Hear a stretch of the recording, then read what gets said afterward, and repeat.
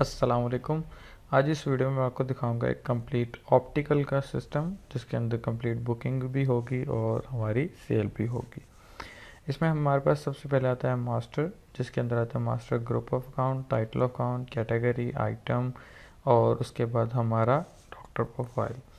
सबसे पहले आते हैं ग्रुप ऑफ अकाउंट में। इसको हमने यहाँ पे फुल व्यू किया तो ये हमारी ग्रुपिंग बनी हुई है कि हमारा डे कैश बुक यानी कि डेली का रोज़ नाम चाहिए 01 में बनेगा।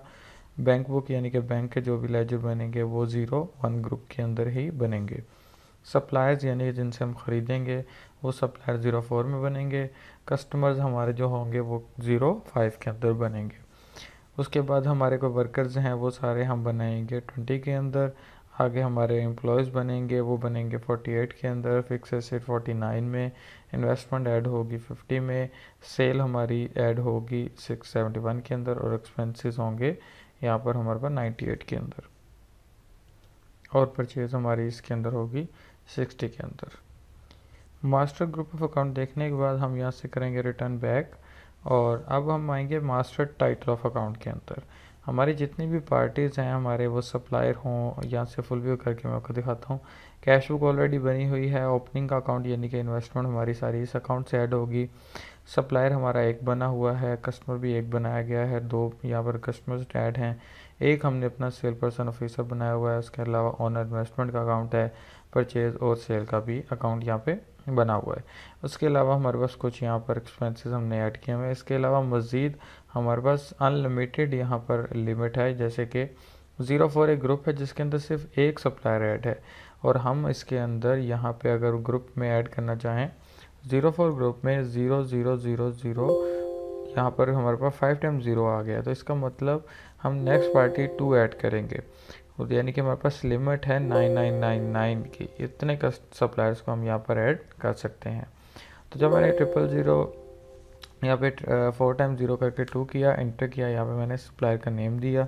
यहाँ पे मैंने लिखा जी हसन ऑप्टिकल या हसन, जो भी आपने सप्लायर का नाम है वो दे दिया। लाहौर का हमारा सप्लायर है, ठीक है। उसकी डिटेल आ गई, उसका फ़ोन नंबर आ गया और जो भी अगर उसका पहले से देने वाला बैलेंस है वो हम उसका क्रेडिट के अंदर रख देंगे। कोई और डिटेल्स वगैरह उसकी देनी है तो यहाँ पर डिटेल्स दे के यहाँ से हम हर जगह से इंटर करके आए हैं। यहाँ से बाहर एग्जिट होने के लिए टैब दबाएंगे कीबोर्ड से। टैब दबाया, सेव के ऊपर आगे इंटर किया, ये हमारा सप्लायर ऐड हो गया हसन। उसके बाद हमने ऐड किया। अब हम कस्टमर ऐड कर देते हैं जिनकी हमारी बुकिंग्स वगैरह होती हैं हमारे पास, क्योंकि ऑलरेडी 2 तक कस्टमर्स बने हुए थे तो हम कस्टमर बनाएंगे 3rd नंबर पे। यहाँ पर हमने कस्टमर ऐड किया। हमने आदिल कस्टमर का नाम रखा। ये साहिवाल का कस्टमर है, उसका फ़ोन नंबर वगैरह जो भी डिटेल हमने लेनी है वो यहाँ पे लेंगे।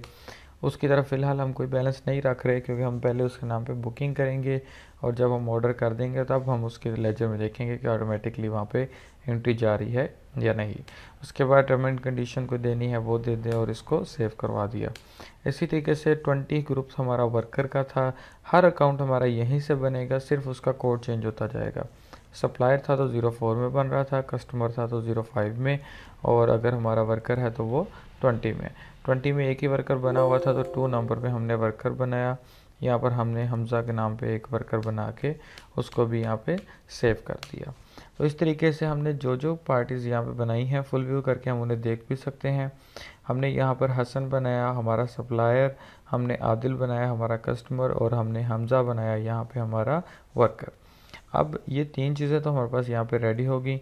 जो भी पार्टी यहाँ पे बनेगी टाइटल ऑफ अकाउंट में उसका यहाँ पर फाइनेंशियल रिपोर्ट में लेजर लाजमी बनेगा। अगर हमने उसकी एंट्री डाली है उसके लेजर के अंदर यानी कि कोई अमाउंट डाली है तो मैंने लेजर खोला, इंटर किया, सर्च किया। यहाँ पे अगर मैं देता हूँ नाम हसन, HAS से लिखा तो ये हसन आ गया। जब मैंने इंटर किया उसने उसका कोड उठा लिया, इंटर किया, ये उसने उसका लेजर दिखा दिया कि ये पार्टी है और ये इसका 1 लाख आपने देना है। अगर इसी तरीके से मैं कोई ऐसी पार्टी उठाता हूँ जिसकी तरफ अभी मेरा कोई बैलेंस नहीं है, जैसे कि हमने यहाँ पर अपना एक कस्टमर भी बनाया था जो कि हमने आदिल के नाम पे बनाया, AA मैंने D लिखा, आदिल आ गया, इंटर किया, ओके किया तो इसने राइट साइड पे वो मैसेज दिया कि ट्रांजैक्शन नॉट फाउंड। फ़िलहाल इसके लेजर में कोई एंट्री नहीं है। तो यहाँ से जब पार्टीज़ बन गई अब उसके बाद हमारा मेन काम आता है कि हम आइटम बनाएं। मास्टर कैटेगरी में आए, कैटेगरी के अंदर हमने यहाँ पर ओके किया, फुल व्यू किया। हमारे पास ये कैटेगरीज हैं, फ्रेम्स हैं, लेंस है, ग्लासेस है। इसके अलावा जो भी आप आगे कैटेगरीज मज़ीद ऐड करना चाहते हैं वो आप यहाँ पर ऐड करेंगे, कोड आ जाएगा, नाम देंगे। जैसे कि आप ग्लास एक वर्ड है, ग्लास यानी कि हमारा शीशा वगैरह जो भी होगा उसको हम यहाँ पे बना देंगे। फ़िलहाल ग्लास के नाम से, क्योंकि ग्लासेस ऑलरेडी बनाया गया था तो वो डुप्लीकेट कह रहा है, हम इसको यूनिक करके यहाँ पे सेव कर देंगे। अब उसके बाद ये तो थी मेजर कैटेगरीज। कैटेगरीज के बाद आता है आइटम, कि जो आइटम्स हैं यहाँ पर हमने फुल व्यू किया तो हमारे पास फ्रेम के अंदर ये एक फ्रेम बना हुआ है 22344 वाला। लेंस कैटेगरी में हमने एक लेंस बनाया हुआ है जिनके हमने ये वाले रेट्स रखे हुए हैं। अब ये तो वो चीज़ें आ गई जो ऑलरेडी हमारे पास बनी हुई हैं।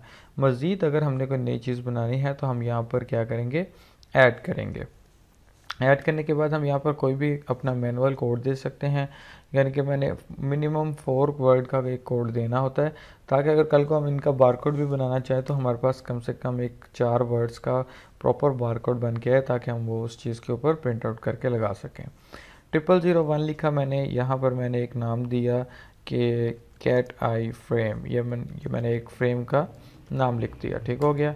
इंटर किया। ये फ्रेम कितने का सेल आउट करते हैं, हम करते हैं जी 350 का। होलसेल रेट में अगर देना हो तो 320 का देते हैं। हमें कितने में आता है, हमें आता है जी तकरीबन 280 में, 260 में, जितने में भी आता है वो हम यहाँ पे रेट दे देंगे। सप्लायर साइड से हमें कोई डिस्काउंट आता है तो हम वो डिस्काउंट दे देंगे। और यहाँ पर हम ये भी बताएंगे कमीशन हम कितना देंगे सेल पर्सन को, जो हमारा बंदा होगा। हम यहाँ पे 20 रुपीज़ हम कमीशन का भी उसके ऐड कर देते हैं। उसके बाद हमें कोई डिस्काउंट नहीं मिला तो हमें कॉस्टिंग मिली 260 की ही। हमारे पास ये 50 फ्रेम कम से कम होने चाहिए, ये हमारा एक डिमांड लेवल है कि हम उसके बाद परचेजिंग करें। स्टॉक के अंदर हमारे पास ये कितने पीस पड़े हैं, हमने कहा जी 100 पीस पड़ा हुआ है। 100 पीस का मतलब है कि 260 का एक था, तो 26,000 की वैल्यू के ये फ्रेम है जो कि हमारे पास पड़े हुए हैं। इंटर किया, वो पूछता है कि कैटेगरी कौन सी में ये आप रखना चाहते हैं इस आइटम को, क्योंकि ये फ्रेम बना रहे हैं तो हमने ऑलरेडी पीछे मास्टर कैटेगरी में फ्रेम बनाया हुआ है। तो यहाँ पर सर्च किया, FR लिखा तो हमारा फ्रेम कैटेगरी सिलेक्ट होगी। इंटर किया, फिर इंटर किया पार्टी कोड, वो पूछता है कि किस सप्लायर के नाम पे आप ये ऐड करना चाह रहे हैं।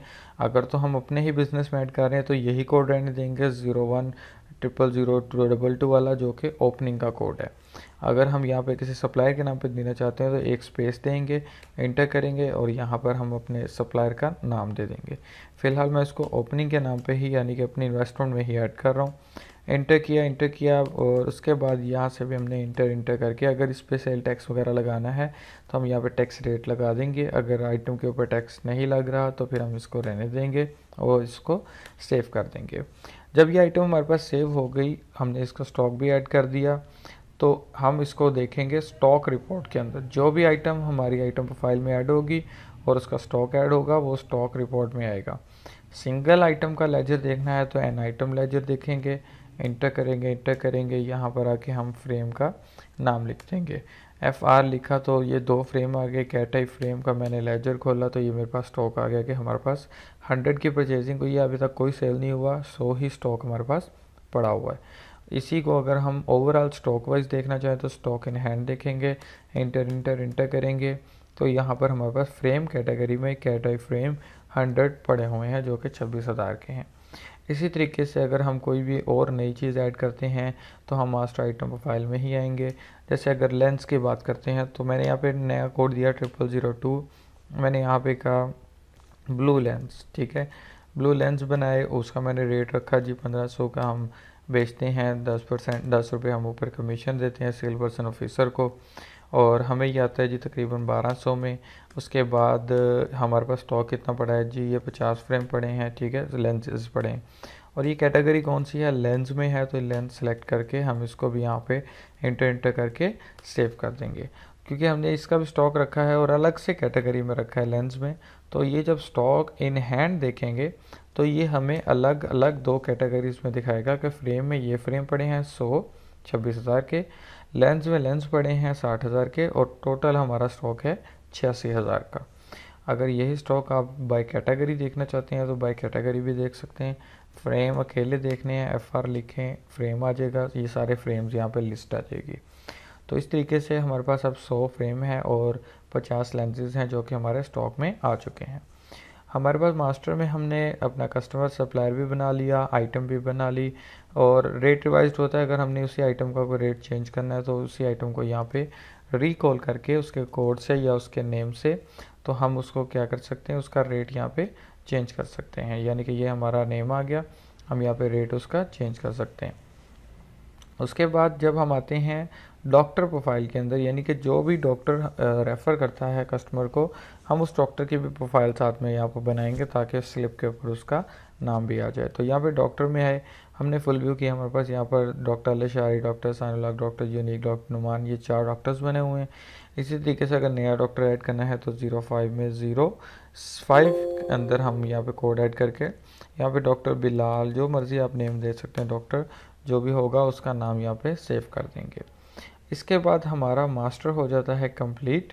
अब हम आते हैं ऐड रिकॉर्ड में। अब हमारे पास ये है वोचर्स। अगर हम किसी से भी कैश लेते हैं, कस्टमर से लेते हैं या बैंक से लेते हैं, तो वो आएगा कैश रिसिप्ट वोचर। इसमें हम इंटर करके सिंपल कस्टमर का नाम देंगे, अमाउंट देंगे और बताएंगे पार्टिकुलर में कि वो क्या चीज़, रेफरेंस क्या है, और उसको सेव कर देंगे। अब ये सब चीज़ें हम करेंगे, लेकिन उससे पहले हम आते हैं, ये है पेमेंट वोचर और ये है बैंक के लिए वोचर, ये है परचेज इनवॉइस और ये है बुकिंग।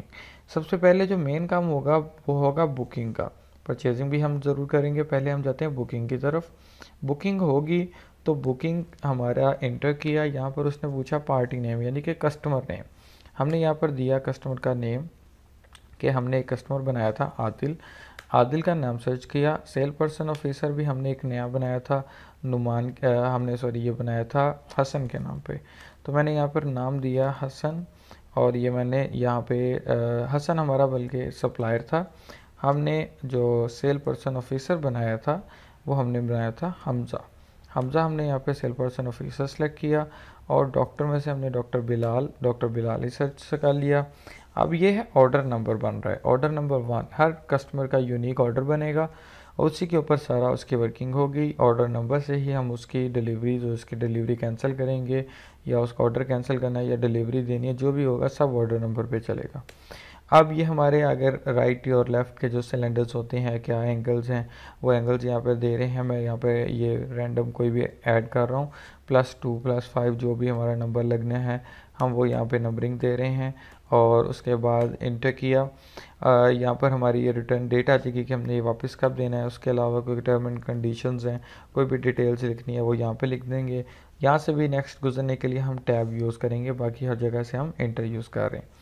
एंट्री किया, उसके बाद उसने पूछा आइटम कोड। अब कौन सी ग्लासेस हैं या कौन सा ऐसा फ्रेम है जो हमने इसके साथ बुक करना है। हमने यहाँ पर इंटर किया तो हमारे पास यहाँ पे फ्रेम आ गया, जिसमें कैटाई फ्रेम भी आ रहा है और दूसरा फ्रेम भी आ रहा है, क्योंकि स्टॉक में हम ऑलरेडी यहाँ पर हम 100 के अंदर अपना कैटाई फ्रेम रख चुके हैं, तो हमने यहाँ से सिलेक्शन भी कैटाई फ्रेम की ही की। एक फ्रेम करेंगे तो एक कर देंगे, 2 करने चाह रहे हैं तो 2 कर देंगे, जितने भी फ्रेम बनाने हैं हम उतने की यहाँ पे बुकिंग कर देंगे। हमने यहाँ पे की 2 की बुकिंग, 350 का एक फ्रेम था तो बनी 700 की। उसके ऊपर 20 रुपीज़ क्योंकि मैंने चार्जेस रखे थे कमीशन के, तो वो उसने ऑटोमेटिकली 40 रुपीज़ चार्जेस बना दिए। अब इसमें कस्टमर हमें एडवांस कितना देता है, वो कस्टमर का एडवांस हम यहाँ पे ले लेंगे। 200 हमने एडवांस ले लिया।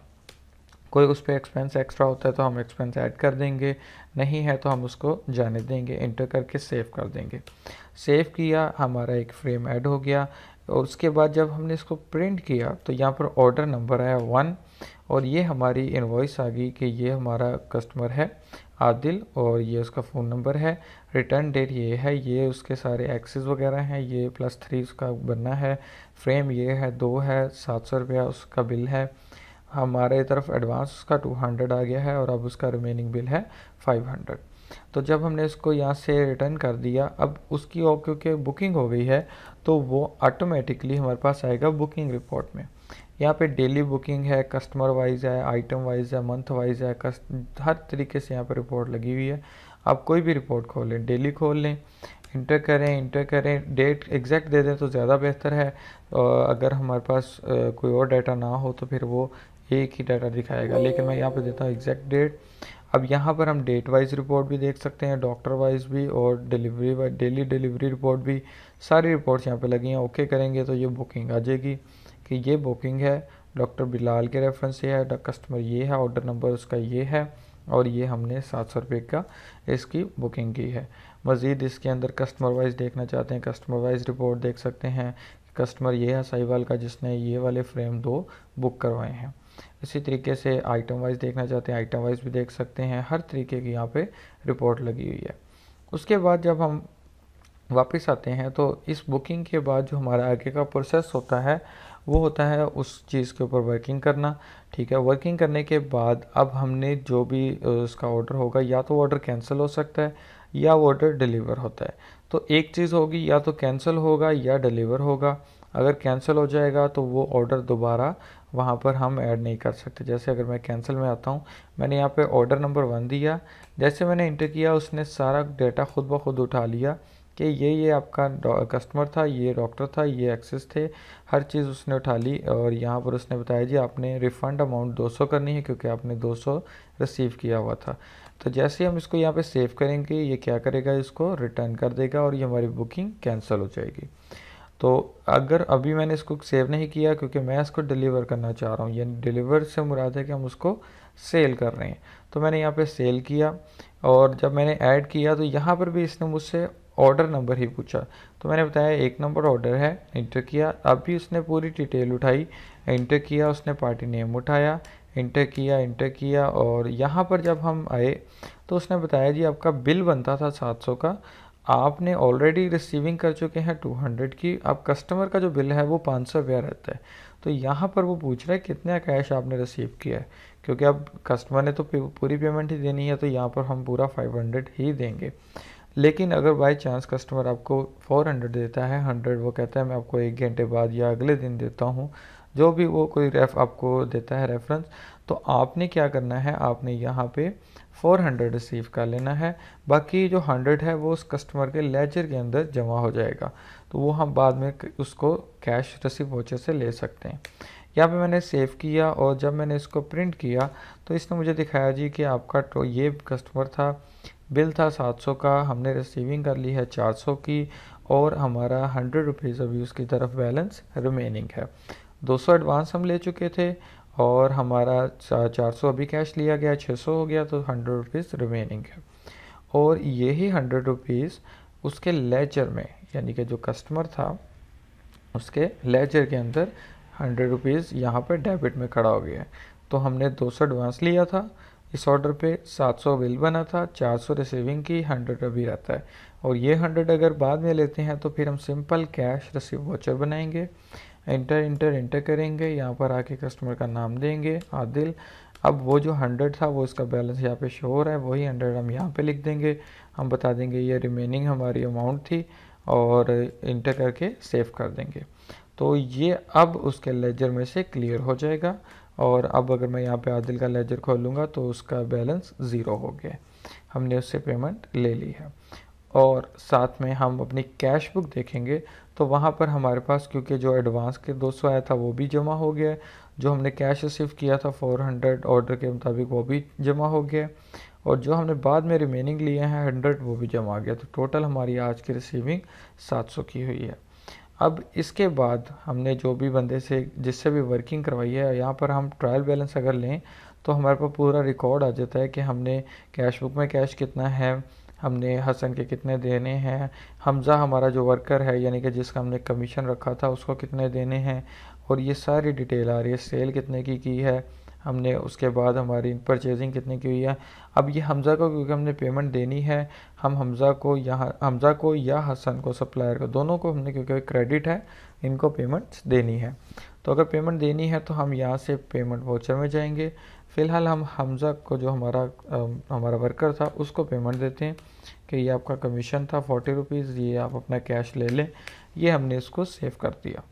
तो पेमेंट वाउचर बनाया तो ऑटोमेटिकली क्या करेगा, कैश बुक में से जो हमारा 700 था उसमें से 40 रुपये हमने हमज़ा को दे दिए, पेमेंट 40 की निकल गई, 660 रुपये हमारे कैश में बच गए और वो हमज़ा के लेजर में भी उसके जमा हो गए हैं। यानी कि हमने जो उसके 40 रुपये देने थे वो हमने उसको डेबिट कर दिए, तो अब हमज़ा का लेजर 0 हो गया। ये तो थी हमारे vouchers, cash receipt, cash payment उसके बाद हमने बुकिंग की थी, बुकिंग को हम कैंसिल भी कर सकते थे, बुकिंग को हमने यहाँ पे डिलीवर कर दिया। उसके बाद दूसरी चीज़ आई थी कि जो बुकिंग्स वगैरह हुई थी उसकी यहाँ पर तो डिटेल आ गई थी कि हमारी ये बुकिंग हुई है और ये हमारी चली गई। अब जब हमारी बुकिंग वो चली गई है यहाँ से, तो हमने यहाँ पे अपनी डेली डिलीवरी रिपोर्ट निकाली, उसने दिखाया कि आपने ये वाले कस्टमर को ये इस ऑर्डर पे ये 2 आइटम्स आपने डिलीवर कर दी हुई है, हमारी ये वहाँ से माइनस हो गई हैं। और क्योंकि ये यहाँ से माइनस हुई हैं, डिलीवर हुई हैं, तो इसका मतलब ये स्टॉक में से भी कम हुई हैं। स्टॉक इन हैंड खोला तो यहाँ पर जो हमारे पास फ्रेम 100 थे उसमें से हमारे 2 फ्रेम कम हो गए हैं, यानी कि 2 फ्रेम्स हमारे यहाँ से कम हो गए।